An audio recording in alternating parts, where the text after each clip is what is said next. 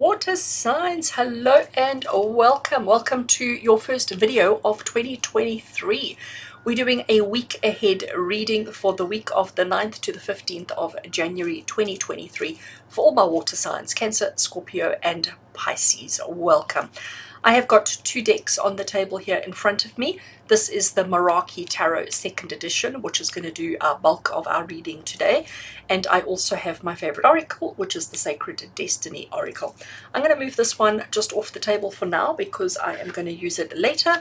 And let's get straight into using our beautiful Meraki Tarot 2nd edition. So, water signs. I did shuffle before I started the recording, but you know me, I like to shuffle while I have you on camera with me. So let's just give the cards a little bit of a shuffle. We're looking for the energy, the insight, the guidance for the week ahead. So what's in store for you for the week ahead? What do you need to know? What do you need to be aware of?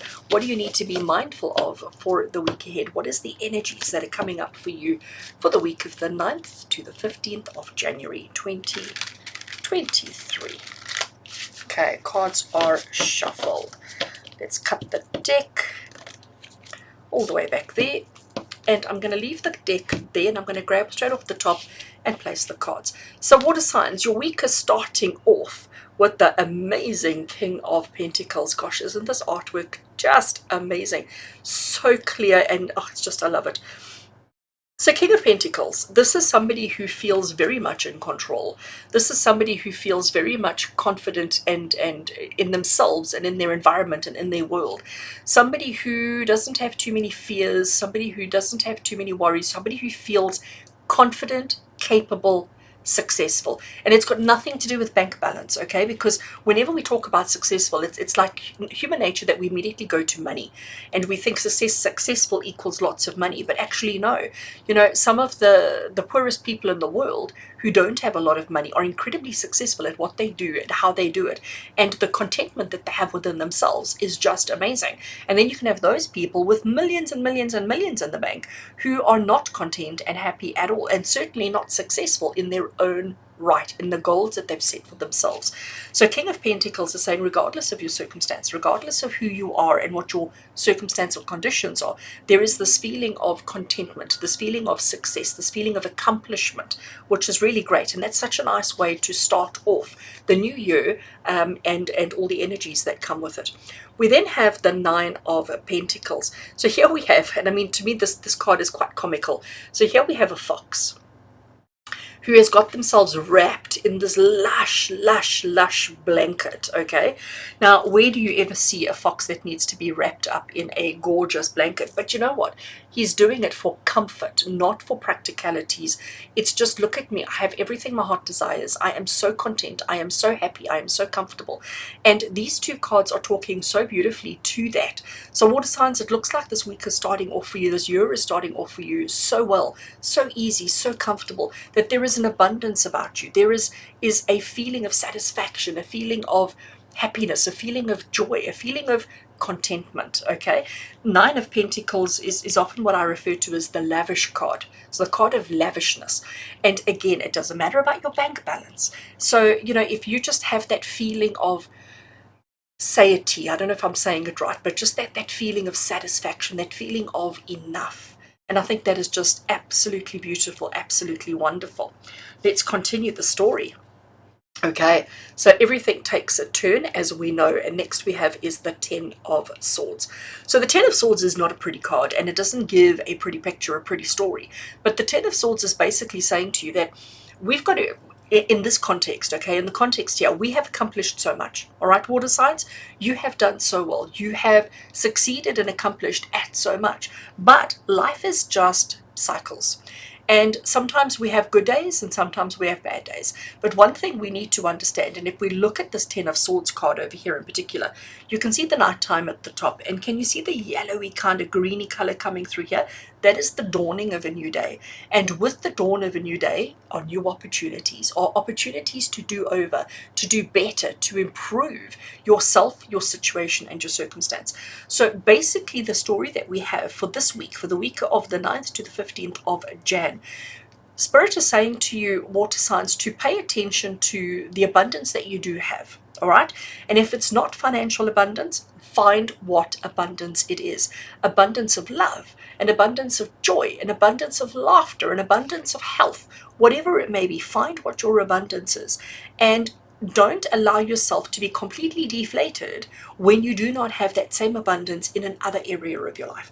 So if your finances are really bad, but your love for yourself and your partner and your children and your family is really good, we tend to focus here, don't we? We tend to put all of our understanding into the one area that is hitting a real low, instead of focusing on those aspects of our lives that are hitting the highs.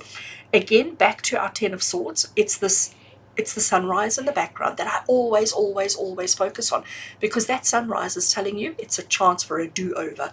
It's a chance to find ways to change your circumstance. So if things have been difficult for you, if things have been tight for you, if things have been hard for you, know that this card is telling you that the energies are shifting. You just have to wait for the new day to dawn, and then suddenly everything's going to seem brighter, clearer, and opportunities will present themselves.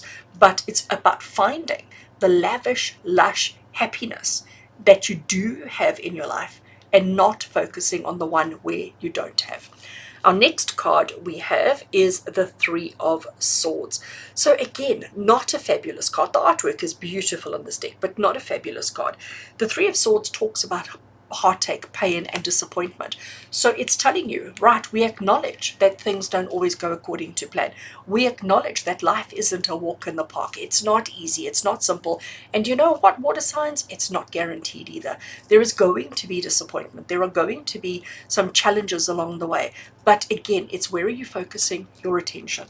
Are you focusing your attention on the disappointment, the sadness, the hurt, the pain, the tragedy? Or are you focusing on the fact that you do have this warm blanket that when you put it around you just makes you feel so loved, so cozy, and so warm? Focus on the success, the abundance, and the opportunities that you do have, and do not allow yourself to be too absorbed into the one or two areas of life that are not great. I'm going to take a card off the top, and then I want to put the whole deck aside because I'm done with it. But let's have a look at our final tarot card, water signs. We have the Queen of Swords. I love that. I love that. Look at the expression on her face. Can you see how focused she is? Can you see how, like that stare, she can see right through you, through to your soul. She can see right through who you are, right through your situation. She sees there's her sword of truth, okay? So she has her sword of truth with her, which means that she can cut away from all the chaos. She can cut away from all of that to focus there. But she does that with her sharp mind. So water signs, and I know my water signs, we very emotional. You know, we carry our heart on our sleeves. I get that. But you need to lean on. You need to lean on your sharp mind in order to not get sucked in here and to focus on there. That is very important for the week ahead. Do not allow anybody to knock you down, okay? We're waiting for the new dawn. We're waiting for the new day in order to change our situation, to change our circumstance. But in the meantime, our focus is going to be on the good that we have in our life, and not the one or two little challenges that you may be still experiencing.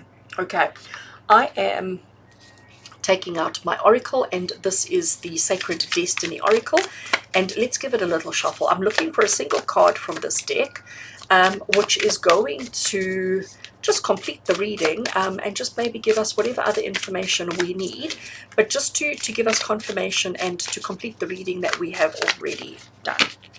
Let's cut the deck, and I'm taking one card off the top and I'm just putting the others down. So let's have a look and see water signs. What is the oracle message? Courage, you see.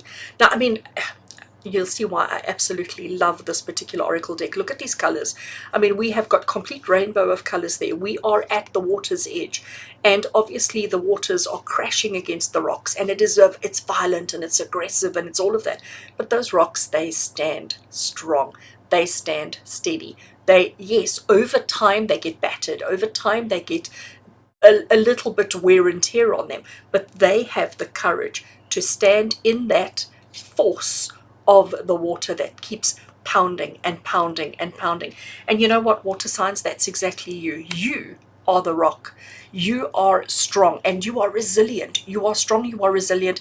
It doesn't matter how much drama the universe throws at you. You always find a way of pulling yourself up, putting your shoulders back, lifting your chin up and saying, I'm all right, I'm fine, I got this. You are so strong. And this week you need to lean on, you need to keep reminding yourself about the courage, about the strength, about the stamina that you have, and to realize that, when it's high tide, it is just high tide. You know the waters are going to come, and you stand strong and firm in that. And then you know that the high tide will subside, it'll go down, and then suddenly we can enjoy and appreciate and acknowledge and celebrate the life that we have. But you have to be strong in your own personal resolve, okay?